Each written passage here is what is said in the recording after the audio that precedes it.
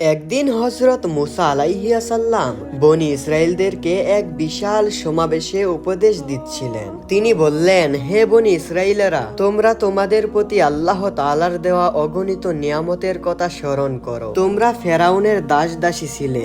মহান আল্লাহ রব্বুল আলামিন তোমাদেরকে ফেরাউনের দাসত্ব থেকে মুক্ত করেছে। আল্লাহ তাআলা তোমাদের শত্রু ফেরাউনকে সাগরে ডুবিয়ে মেরেছে এবং তোমাদেরকে ফেরাউনের অত্যাচার থেকে আজাদ করেছে। তিনি তোমাদেরকে হেদায়েত দেওয়ার জন্য তাওরাত কিতাব নাজিল করেছেন এবং একজন জলিলুল কদর নবী দান করেছেন, যার সঙ্গে মহান আল্লাহ রব্বুল আলামিন সরাসরি কথা বলে, আর তিনি সেই নবীকে অগাধ জ্ঞান ও প্রজ্ঞা দান করেছেন। এমন সময় একটি লোক দাঁড়িয়ে প্রশ্ন করল, হে আল্লাহর নবী, আপনি আমাদের জন্য পয়গম্বর হিসাবে এসেছেন, আর আমরা আপনাকে মহাজ্ঞানী হিসাবেই জানি। তবুও আমাদের মনে একটি কথা জানতে খুবই ইচ্ছা করছে, আর তা হলো বর্তমান দুনিয়াতে আপনার চেয়েও কি বেশি জ্ঞানী মানুষ রয়েছে?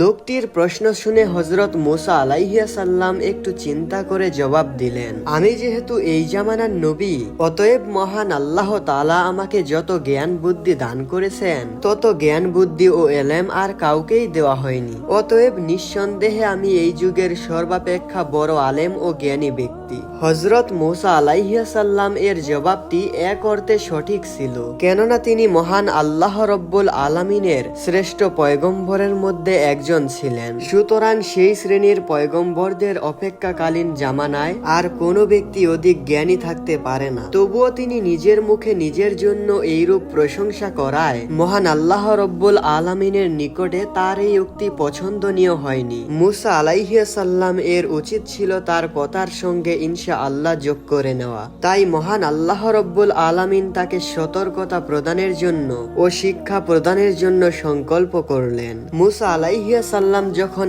এই জবাব প্রদান করলেন, তখন মহান আল্লাহ রব্বুল আলামিন তাকে ওহীর মাধ্যমে জানিয়ে দিলেন, হে মুসা, দুই সাগরের মধ্যস্থানে আমার এক প্রিয় বান্দা রয়েছে।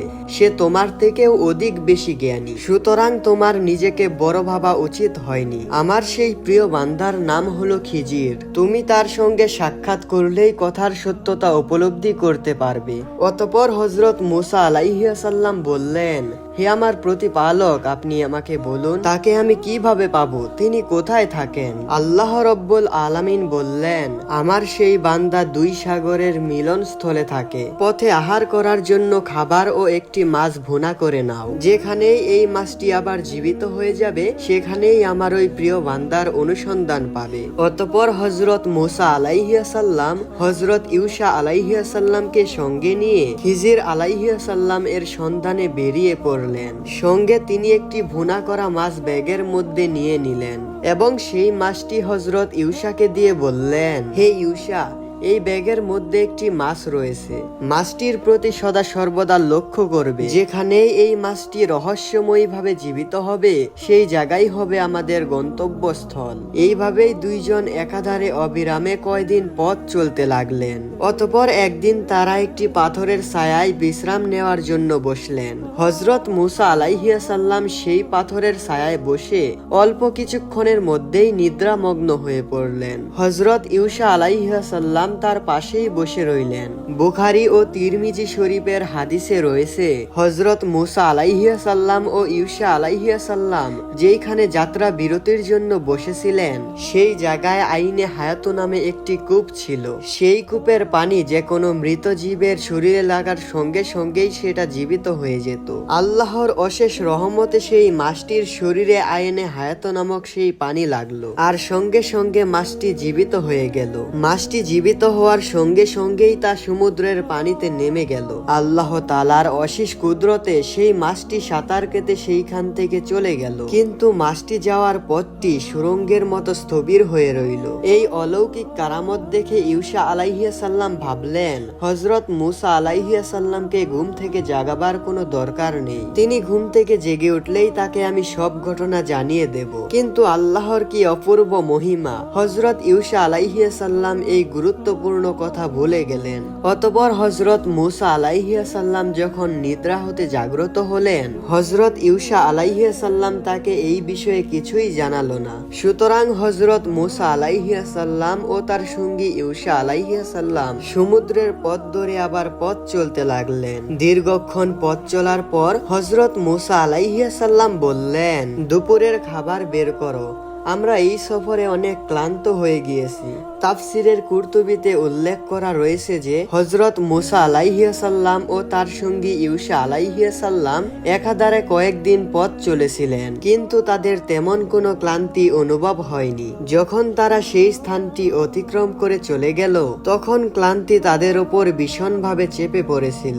আর এই কারণেই হযরত মূসা আলাইহিস সালাম খাবার অনুসন্ধান করেছিলেন। তখন হযরত ইউশা আলাইহিস সালাম বললেন, হে হুজুর, আপনার কি মনে আছে আমরা সেই পাথরের ছায়ার নিচে বিশ্রাম গ্রহণ করেছিলাম? সেই স্থানে বেগে থাকা মাছটি জীবিত হয়ে সমুদ্রে চলে গিয়েছিল, কিন্তু এই কথাটি আপনাকে মনে করিয়ে দিতে আমি ভুলে গিয়েছিলাম। হযরত মূসা আলাইহিস সালাম তখন তাকে বললেন, আমি কি তোমাকে খুব বেশি দায়িত্ব দিয়েছিলাম? আমি তো কেবল তোমাকে এতটুকুই দায়িত্ব দিয়েছিলাম যে মাছটি যেখানে জীবিত হবে তুমি আমাকে জানিয়ে দিবে। ইউশা আলাইহিস সালাম বললেন, জি হুজুর, আপনি ঠিকই বলেছেন, আমাকে খুব বেশি দায়িত্ব দেওয়া হয়নি, কিন্তু আপনাকে সেই কথাটি মনে করিয়ে দিতে শয়তান আমাকে ভুলিয়ে দিয়েছিল। কিন্তু সেই মাসটি চলে যাওয়ার পরে সমুদ্রে আশ্চর্যজনকভাবে একটি রাস্তা তৈরি হয়েছে। মূসা আলাইহিস সালাম বললেন, আমরা তো সেই স্থানটিরই খোঁজ করতেছি, আমরা সেই স্থানে গেলেই মহান আল্লাহ রব্বুল আলামিনের সেই বান্দাকে খুঁজে পাবো। অতঃপর তারা আবার তাদের পদচিহ্ন অনুসরণ করতে করতে সেই জায়গায় ফিরে এলেন। বুখারী শরীফের হাদিসে বর্ণিত আছে, তারা সেই জায়গায় ফিরে এসে দেখলেন একটি সবুজ চাদর তীরে বিছানো রয়েছে এবং তার উপরে এক ব্যক্তি চেহারা ডেকে চাদর মুড়ি দিয়ে শুয়ে আছে। হযরত মূসা আলাইহিস সালাম তার নিকটে গিয়ে তাকে সালাম করলেন। সালাম শুনে খিজির আলাইহিস সালাম চেহারা থেকে কাপড় নামিয়ে বললেন, ওয়ালাইকুম আসসালাম। অতঃপর তিনি বললেন, এই অপরিচিত জমিনে সালাম আসলো কোথা থেকে? বলুন তো আপনি কে? মূসা আলাইহিস সালাম বললেন, আমি মূসা। হযরত খিজির আলাইহিস সালাম বললেন, আপনি কি বনি ইসরাইলের সেই মূসা? মূসা আলাইহিস সালাম বললেন, জি, আমি সেই বনি ইসরাইলের মূসা। অতঃপর হযরত খিজির আলাইহিস সালাম বললেন, আপনি এইখানে কেন এসেছেন? মূসা আলাইহিস সালাম বললেন, আমি কিছুদিন আপনার সহচর্যে থেকে কিছু জ্ঞান ও অভিজ্ঞতা অর্জন করতে চাই। খিজির আলাইহিস সালাম বললেন, কিভাবে আপনি আমার সহচর্যে অভিজ্ঞতা অর্জন করবেন? আমার কার্যকলাপে তো আপনি ধৈর্য ধারণ করতে পারবেন না। তবে আপনি যদি এই প্রতিশ্রুতি দিতে পারেন যে আপনি আমার কোনো কাজেই কোনো বাধা দিবেন না,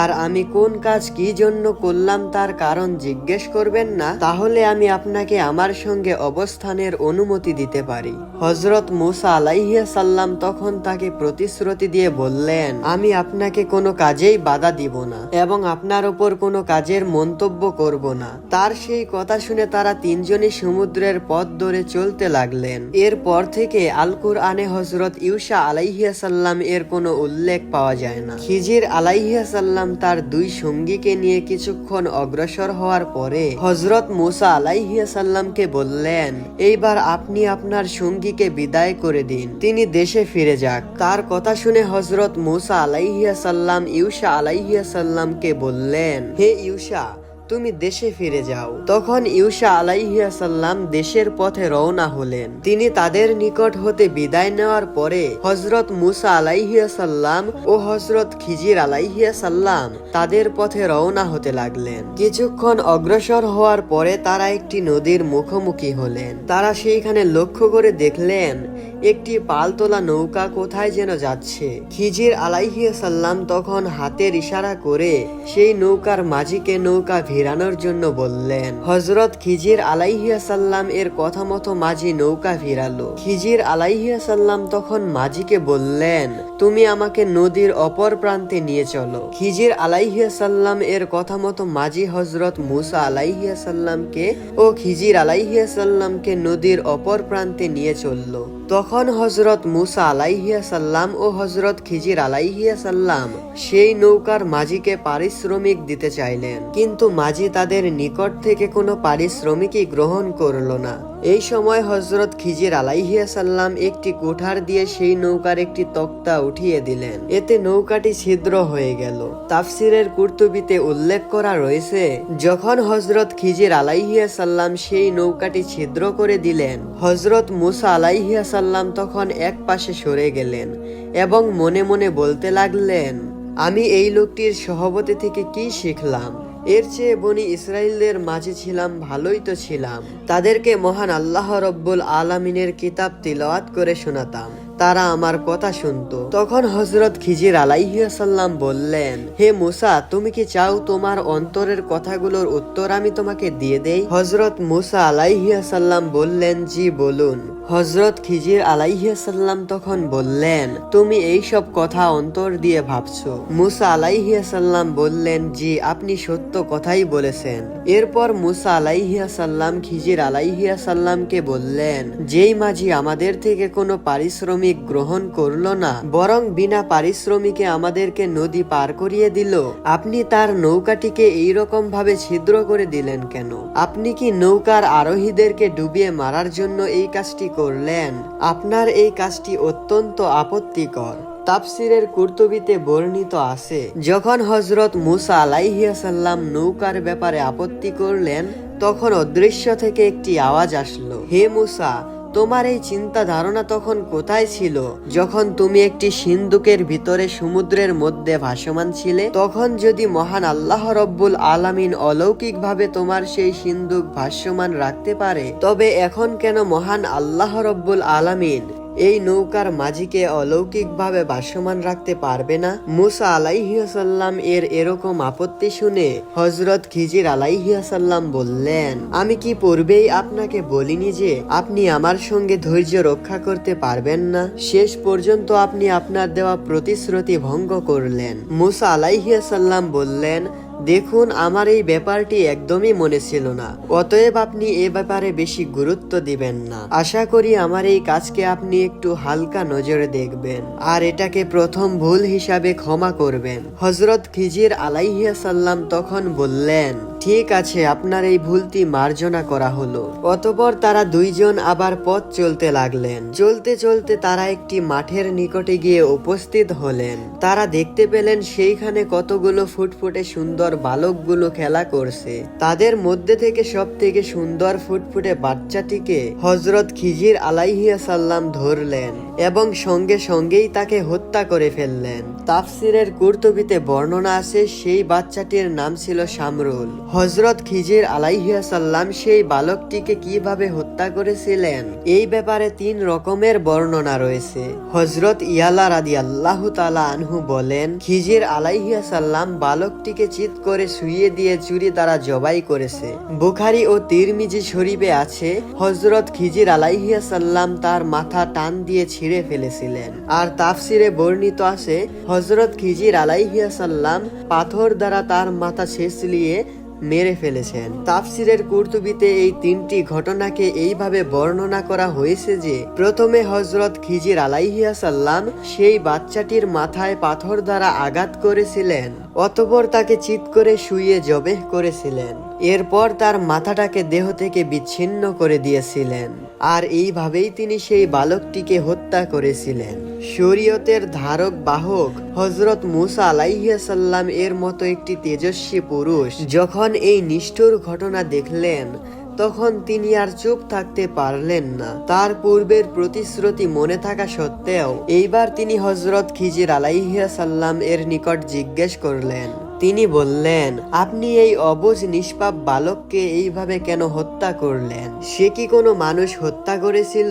যদি সে মানুষ হত্যা করত, তাহলে না হয় তার বিনিময়ে তাকে হত্যা করা যেত। সে তো কোনো পাপ কাজ করেনি। আপনি এই নিষ্পাপ বালককে এইভাবে কেন হত্যা করলেন?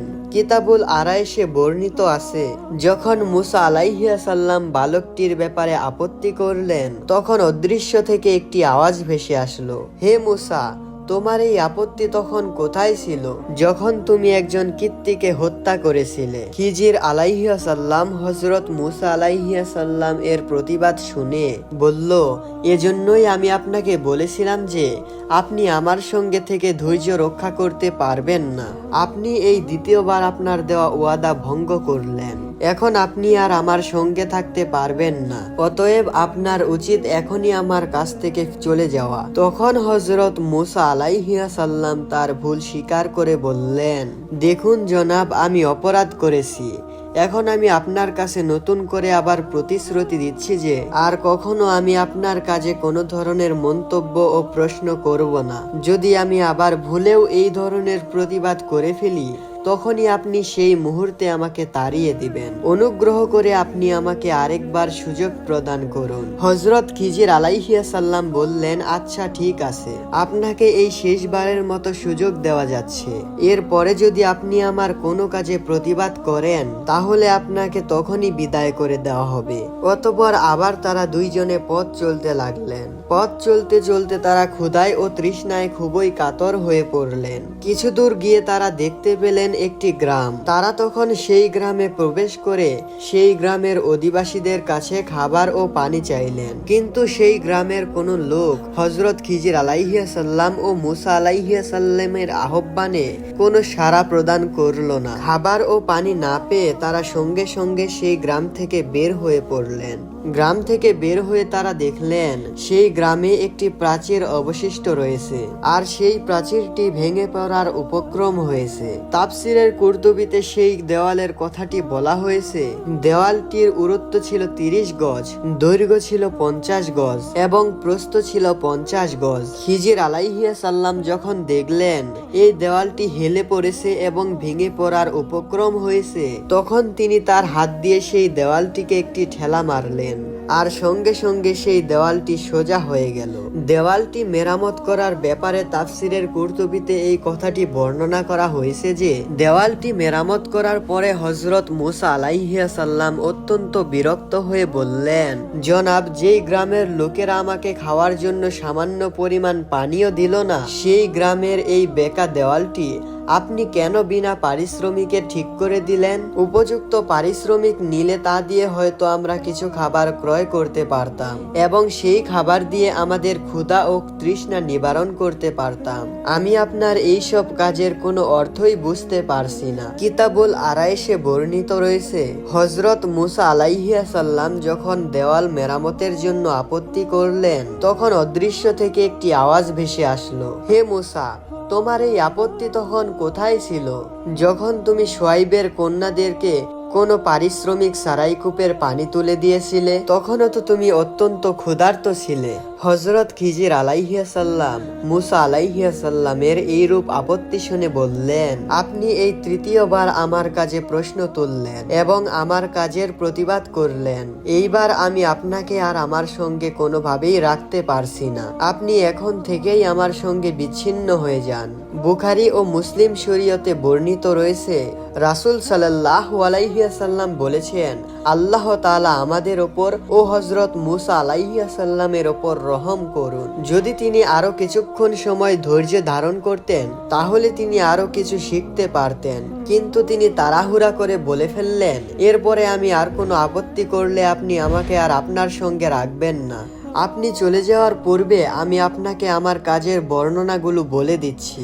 প্রথমেই আমি যেই নৌকাটিকে ছিদ্র করে দিয়েছিলাম, সেই নৌকাটি ছিল কিছু দরিদ্র ও মিসকিন লোকেদের। তাফসিরের ইবনে কাসিরে বলা হয়েছে তাদের সংখ্যা ছিল 7 জন এবং তাদের প্রত্যেকেই এক একটি দুরারোগ্যে আক্রান্ত ছিল। খিজির আলাইহিসসালাম বলল, সেই নৌকার উপার্জন দ্বারাই তাদের সংসার চলত, কিন্তু তাদের পাশেই ছিল একজন জালিম রাজা। সে দেশের ধনী দরিদ্র সকলের নৌকাগুলোই দখল করে এবং তার যুদ্ধের কাজে লাগাচ্ছিল।